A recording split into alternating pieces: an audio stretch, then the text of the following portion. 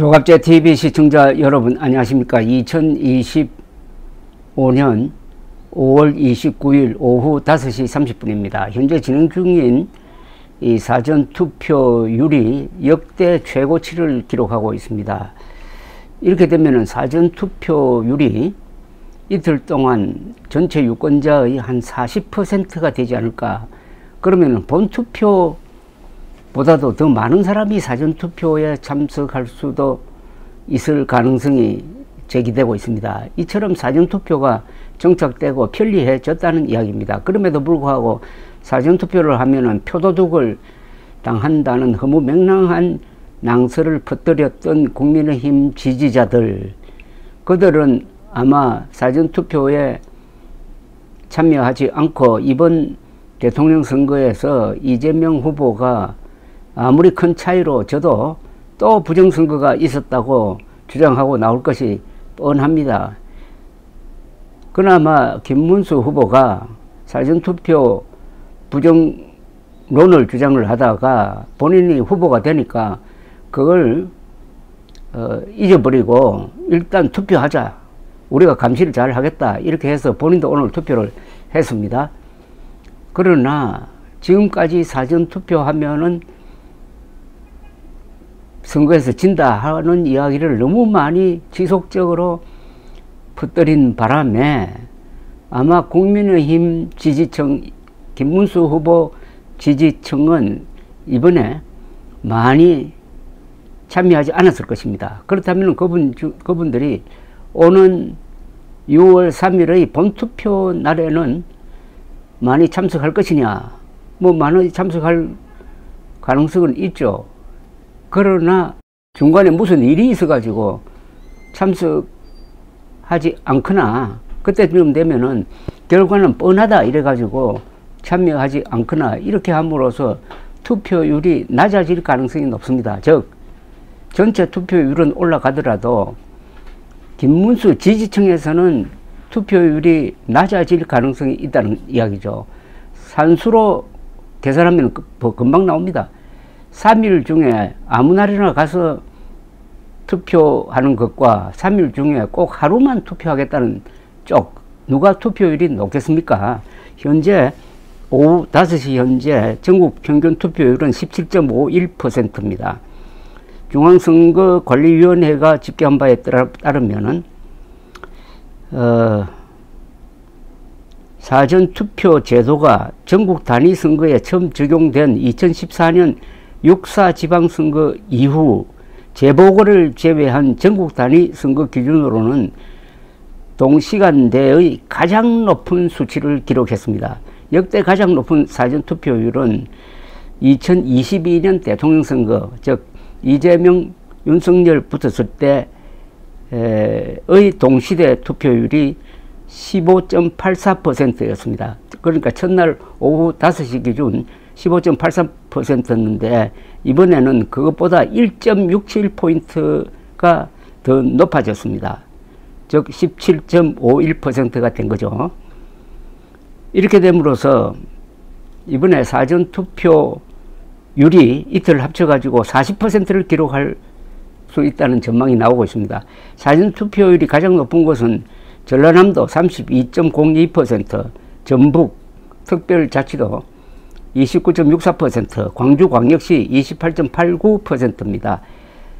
이 전국에서 세 곳만 20%를 넘었습니다. 가장 낮은 곳은 오후 5시 현재입니다. 11.95%를 기록한 대구, 그리고 15.52%인 울산, 그리고 15.34%인 부산, 그리고 15.24%인 경북, 이렇게 되어 있습니다. 이게 시사하는 바가 있습니다. 이재명 지지율이 높게 나오는 곳에서 사전투표율도 높고 낮게 나오는 곳에서 사전투표율도 낮습니다. 그러니까 사전투표에는 이재명 후보 지지자들이 김문수 후보 지지자들, 이준석 후보 지지자들보다 많이 참석한다 하는 이야기가 되었습니다. 수도권의 투표율은 서울 17.04%, 경기도 16.19%, 인천 16.35%로서 전국 평균과 뭐 거의 비슷합니다. 이번 투표율이 높을 가능성이 있습니다. 지난 대선이 77%였습니다. 그리고 투표한 사람이 약 3,300만 명이었습니다. 이번이 왜 그때보다 높겠느냐 하면은 윤석열의 비상계엄으로 생계에 피해를 본 사람들이 거기에 대한 억울함을 투표장에 가서 표로서 표출하는 게 아니냐 하는 생각이 듭니다. 이게 말하자면 일종의 분노 투표인데, 지금 여론조사를 보면은 자영업자들, 그리고 노무직에 종사하는 사람들, 그리고 사무직에 종사하는 사람들, 그러니까 하루하루 돈을 벌어 가지고 생계를 유지하는 이른바 생활인층이 전체 유권자의 약 60%입니다. 약 60%가 압도적으로 이재명 지지, 그리고 윤석열 반대 입장을 견지하고 있습니다. 압도적입니다. 이게 김문수 후보에게는 아주 치명적이죠. 생활인들이 등을 돌렸다. 그 이유가 경제적 이유다. 이렇게 되면은 이길 도리가 없습니다. 미국에서 유명한 선거 구호가 있습니다. It's economy stupid.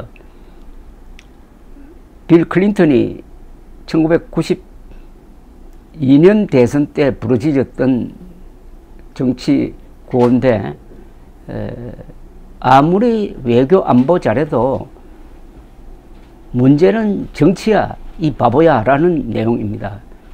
이게 주요해가지고 당시에 현직 대통령이던 부시 후보가 낙선했습니다.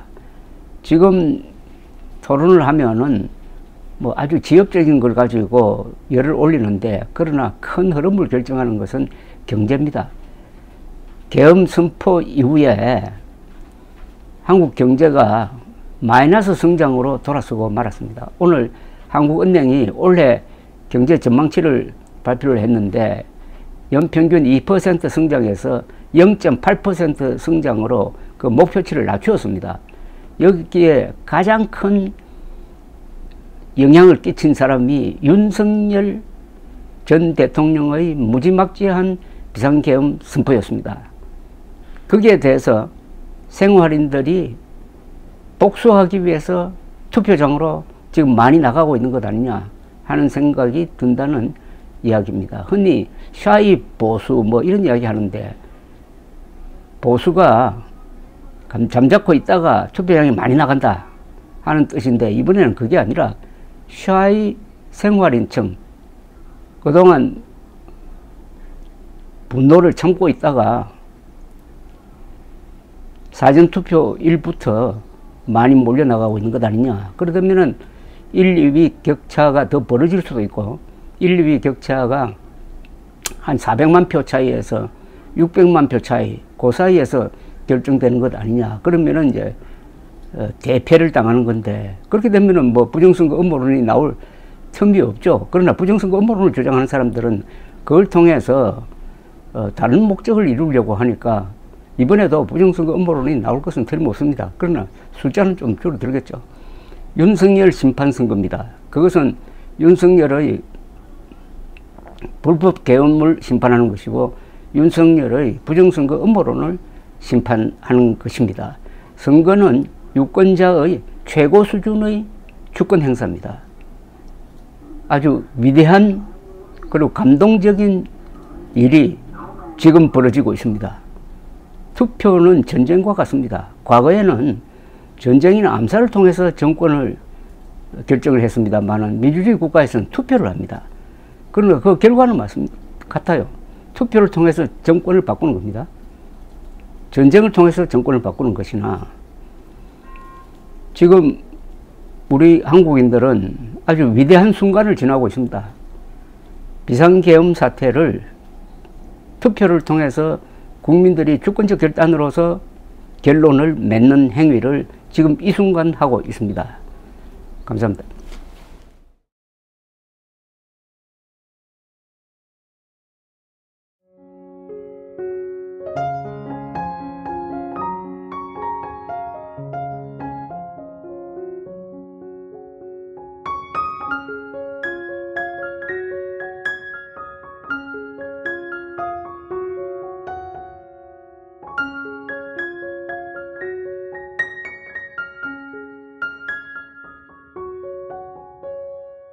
네.